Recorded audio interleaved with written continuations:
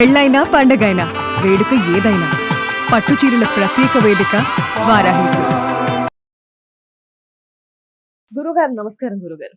మా పరమేశ్వరార్పణం. ఈ మధ్య కాలంలో ప్రతి ఒక్కరు కూడా శివాభిషేకం చేస్తూ వస్తున్నాం గురుగారి. ఏంటి తెలుసుకొని ఇంకా పూర్తిగా దాని గురించి అవేర్‌నెస్ వచ్చి దానికి ఎందుకు చేస్తారు? ఏంటి? ఎలా చేయాలి? ఎప్పుడు చేయాలి? ఎవరు చేయాలి? ఎలాంటి సందర్భాల్లో చేయాలి? చేస్తే గనుక ఎలాంటి ఫలితం లభిస్తుంది? ఈ వివరణ అంతా తెలిసాక చేస్తే ఆ ప్రతిఫలం అనేది చాలా పర్ఫెక్ట్‌గా ఉంటుందని మీలాంటి పెద్దవారు అందరూ చెప్తుంటారు. కాబట్టి ఇంకా తెలియని వారి కోసం మేము తెలుసుకోవాలి అనుకుంటున్నాం గురుగారు. మీ ద్వారా ఏంటి శివాభిషేకం? ఈ వివరణ అంతా తెలుసుకొని అభిషేకం చేస్తే ఫలితం రాదు. రాదా గురుగారు? రాదు. అదేంటి గురుగారు, ఇప్పుడు ఏదైనా మనం ఒక వేకెళ్ళాలి అనుకున్నప్పుడు దారి తెలుసుకుంటాం. ఎలా వెళ్ళాలి? షార్ట్ రూట్స్ తెలుసుకున్నాక బస్ మార్గాన, ట్రైన్ ఇదంతా తెలుసుకునే గమ్యానికి చేరుతాం అంటే కదా! మీరు ఉద్యోగం ఫిక్స్ చేసుకొని చదువుకుంటున్నారా? చదువు మొత్తం అయిన తర్వాత డిగ్రీ వచ్చిన తర్వాత 100 ఇంటర్వ్యూలు వెతికి చివరికి ఆ చదువుకు సంబంధం లేని ఉద్యోగాలు చేస్తున్నారు కదా చాలా మంది. యెస్ గురుగారు. అంటే ఇక్కడ ఆబ్వియస్. ఎలా ఉంటుందంటే అమ్మా, భగవత్ తత్వానికి జీవన శైలికి సంబంధం ఉండదు. అవునా గురుగారు? మనము ఉదయం టిఫిన్ చేస్తున్నాం, హ్మ్. మధ్యాహ్నం భోజనం చేస్తున్నాం, రాత్రి ఇంకోటి ఏదో తింటున్నాం. అది ఎలా తింటున్నామో నిత్య జీవితంలో శివారాధన ఒకటి. అది మర్చిపోతున్నాం మనం. నిత్య జీవితంలో శివారాధన ఒకటి. ఎందుకు చేయాలి తెలుసా అసలు? ముక్తి కోసం చేయాలి. ముక్తి. ముక్తి కోసం చేయాలి. నేనైతే ఒకటే అంట, ఈ జన్మ వచ్చిన తర్వాత మరొక జన్మ వద్దని కోరుకుంటా. అవునా గురుగారు? జన్మ రాహిత్యం కావాలి. ఎందువల్లంటే మానవ జీవిత మహేతిహాసంలో ఆవేశపూరితులు, అల్ప బలులు, లోభగ్రస్త హృదయం, ఈర్ష్య జన్మ లక్షణం వీళ్ళే ఉన్నారు దాదాపుగా. ఒకటి తింటే ఇంకోటి ఓర్చుకోలేరు. ఇటువంటి స్థితే ఉంది. వీటి నుంచి బయటపడేసేటువంటి వాడు ఎవరైనా ఉన్నారంటే రుద్రుడు. శివుడు అంటేనే శుభకారకుడు, మంగళకారకుడు, మంగళప్రదుడు. నీకు ఏ కష్టం వచ్చినా భూమి మీద పిలవగానే పలికే వాళ్ళు ఇద్దరు. ఒకరు ఆంజనేయ స్వామి వారు, రెండు ఈశ్వరుడు. ఏ దశలో ఉన్నా శివ నా మనసుతో నీకు చెప్పు, నీళ్ళు అర్పించానయ్యా అంటే ఆయన వచ్చేస్తాడండి. శివం శాంతం జగన్నాథం లోకానుగ్రహకారకం శివమేకం పరం వందే శికారాయ నమో నమః. శివం శవం. శివం శవం. లోపల ఆయన ఉంటే శివం, ఆయన బయటకు వస్తే శవం. ఎంత పెద్ద తేడా ఏం లేదమ్మా. ప్రతి మనిషి తనకు తాను ఈశ్వరుడుగా భావించుకోవాలి. ప్రతి మనిషి రుద్రాభిషేకం ఖచ్చితంగా చేసి తీరవలసినదే. శివలింగం లేని ఇల్లు, అభిషేకం లేని ఇల్లు శ్మశానంతో సమానమమ్మా. దీని గురించి నేను చెప్పుకుంటూ వస్తే కనీసంగా 2.5 గంటలు పడుతుంది ఇక్కడ. కేవలం దీని వివరణ చెప్తే తక్కువ 2.5 గంటలు. ఇక ఏమి చెప్పలేదంటే 2.5 గంటలు పడుతుందమ్మా. అలా ఉంటుంది. ప్రతి మనిషి శివారాధన చేసి తీరవలసినదే. ముక్తి పొందాలి, మోక్షం కావాలి అనుకుంటే. ఇందులోనూ భవభయహరుడు, కాల త్రికాల, నేత్ర త్రినేత్ర, శూల త్రిశూలం అనేటువంటిది ఈశ్వరక తత్వం. భవభయహరుడు అంటారు. భయం అనేటువంటి దాన్ని పూర్తిగా హరించి వేస్తాడు అనేటువంటిది ఉంది. ఆయన ఎక్కడుంటాడు, ఆయనకి ఎందుకు అభిషేకం చేయాలి అని అంటే, మన కోసం ఒక మనిషి బ్రతుకున్నప్పుడు బోల్డ్ సంపాదిస్తారు. అందరూ ఏమంటారు, నా ఇంటికి రా అంటారు. చనిపోయిన తర్వాత శవాన్ని కాసేపు నా ఇంట్లో పెట్టమని అంటారు ఎవరైనా? అసలు ఆ మాట దరిదాపుల్లో కూడా అసలు సొంత ఇంట్లో కూడా రానిరు, బయట పెట్టేస్తారు. అట్లా ఎప్పుడు పంపించేద్దామా, వాసన వచ్చేస్తుంది రకరకాలుగా. ఆ జీవుడు కుళ్ళుకొని ఏడుస్తాడమ్మా. హా పుత్ర, హా భ్రాత, నాకు ఇంతమంది సంతానం ఉన్నారు, ఇంతమంది అన్నతమ్ములు ఉన్నారు, ఇంతమంది బంధువులు ఉన్నారు, నాకెవరు తోడు రావట్లేదు ఏడుస్తాడు. చివరికి కొడుకు కూడా కపాల మోక్షం అవంగానే తిరిగి వచ్చేస్తే ఆ నిశరాత్రిలో ఆ జీవుడు ఆ శరీరం తగలబడుతుంటే ఆత్మ అక్కడ కూర్చొని రోధిస్తుంటే శివుడు నేనున్నారా నీకు అని చెప్పి అక్కం చేర్చుకుంటాడమ్మా. ఆ భూత ప్రేత పిశాచ బద్ధ బ్రహ్మరాక్షస యక్ష యమదూత శాక్యని ఢాకినటువంటి భూతగణాలు ఇవన్నీ కూడా శ్మశానంలో ఉంటాయి. ఈశ్వరుడు ఈ చితిమంటల మధ్యన నాట్యం ఆడుతూ ఉంటారమ్మా. ఎప్పుడు కూడా మన శ్రేయస్సును కోరి. చనిపోయిన తర్వాత కూడా మనకి తోడుగా ఉంటూ, బతుకున్నప్పుడు మనము ఈ పిశాచాల బాధ పడకుండా ఉండాలని చెప్పి వాటికి ఆశ్వాసన కలిగించే రీతిలో ఆ చిటిమంటల మధ్యన ఆయన ఎప్పుడు నాట్యం ఆడుతూ ఉంటారమ్మా. ఒక క్షణం ఆయన నాట్యం ఆపేస్తే మన బ్రతుకులేమవుతాయి, చిన్న భిన్నమైపోతాయి. ఆ ఉగ్రభూతాలు ఊరు మొత్తం పడతాయి. ఆ ఉగ్రభూతాలు దారి మళ్లించి అటు చూడకుండా ఈయన మీద దృష్టి పడేలా నాట్యం ఆడుతూ ఉంటాడు. ఆ వేడి తాపము అంటారమ్మా. తాపోపశమనార్థం అంటారు. అందుకనే 24 గంటలు ఇక్కడో అక్కడో అక్కడ. మనకు ఉదయం అయితే అమెరికాలో పగలు, అక్కడ అమెరికాలో రాత్రి, రాత్రి అక్కడ రాత్రి అయితే మనకు మనకు పగలు. పగలు. 24 గంటలు ఎక్కడో అక్కడ ఈశ్వరుడి మీద అభిషేకం ఎందుకు చేస్తారంటే తాపోపశమనార్థము. ఆయనకి ఆ తాప నుంచి బయటపడాలి.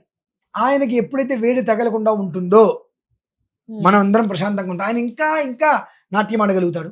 ఆయనకి ఆ వేడి తగిలితే మన పరిస్థితి ఏంటి, మన బ్రతుకులేంటి? ఇందుకు కాదా మనం రుద్రాభిషేకం చేయాల్సింది?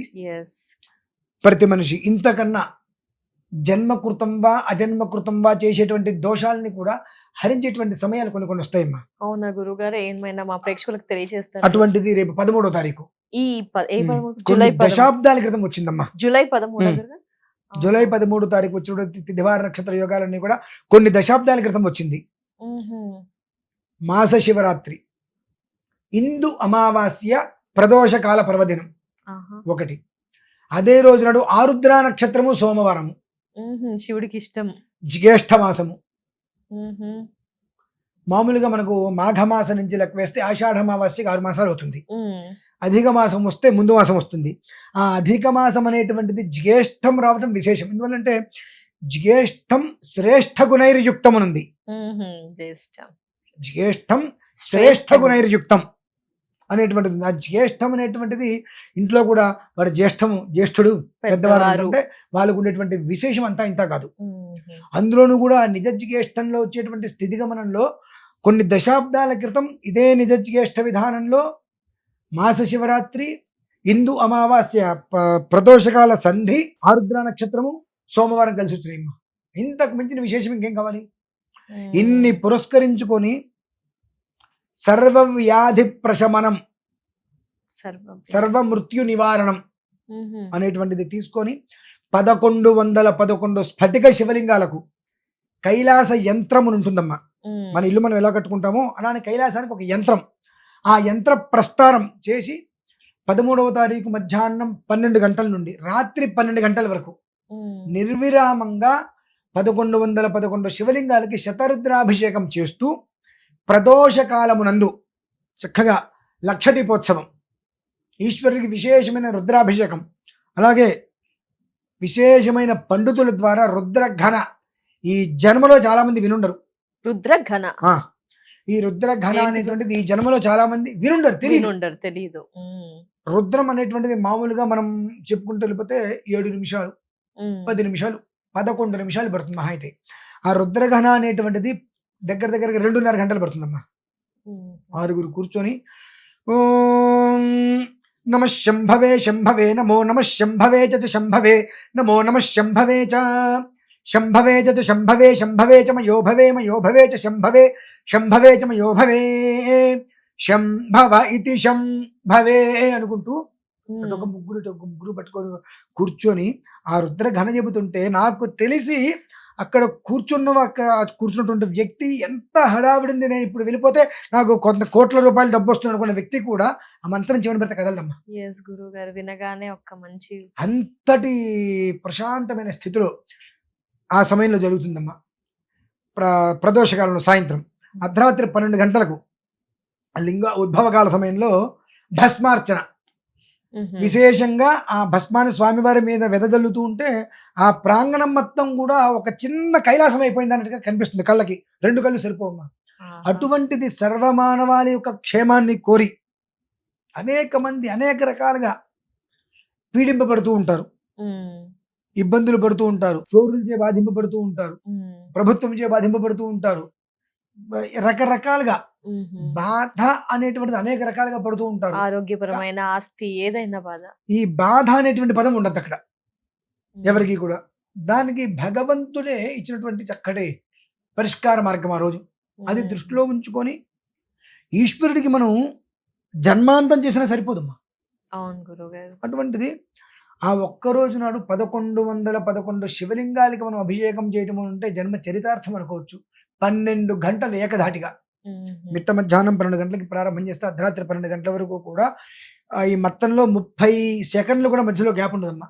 ఆ రకంగా నిర్విరామంగా జరగడం అనేటువంటిది సామాన్యమైన విషయం కాదు. మనకు ప్రతి ఒక్కరు అమ్మ 2 విధానాలు. ఒకటి, శివలింగాన్ని అందించవచ్చు అక్కడికి, ఆ ప్రస్థానంలోకి జన్మకృతంగా నిలిచిపోతుంది.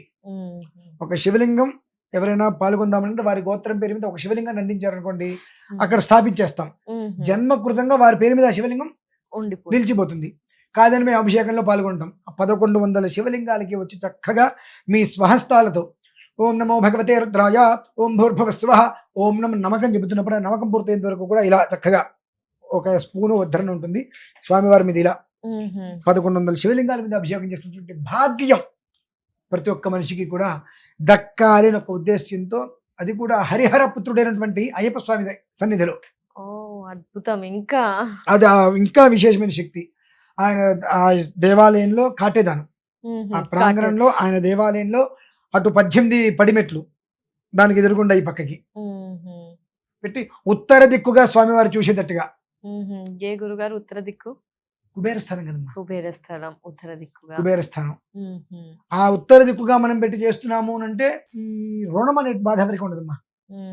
ఇందులో ప్రధానంగా కొంతమందికి రుణాలతో అప్పులతో ఉన్నటువంటి వారికి బియ్య పిండితో విశేషమైన అభిషేకం చేస్తున్నాం. బియ్య పిండితో. అనారోగ్యం అనేటువంటి విషయంలో భస్మంతో అభిషేకం చేస్తాం. ఆద్యంతం కూడా భస్మోదకమే జరుగుతుంది ఎక్కువగా. ఎందువల్లనంటే ఈశ్వరుడికి మనం భస్మంతో అభిషేకం చేశాము, భస్మార్చన చేశాము అనేటువంటి విషయం ఈ రెండూ జరిగినాయి అంటే చరాచర జగత్తులో ఎన్ని రకాలైనటువంటి ఫలపుష్పములు ఉన్నాయో అన్ని రకాల ఫలపుష్పములతో అర్చన చేస్తే వచ్చేటువంటి ఫలితం వస్తుందమ్మా. ఆ ఫలితం ప్రతి మనిషికి పూర్తి స్థాయిలో అందించాలనే ఉద్దేశంతో ఈ యొక్క విధానాన్ని కూడా అనుసరిస్తున్నాము. తప్పకుండా. అలాంటి అద్భుతమైన రోజును మాకు మా ప్రేక్షకులకి పరిచయం చేసినందుకు ధన్యవాదాలు గురువు గారు. శివాభిషేకం గురించి మీ ఆధ్వర్యం క్రతు గురించి వివరించినందుకు చాలా ధన్యవాదాలు గురుగారు. నమస్కారం.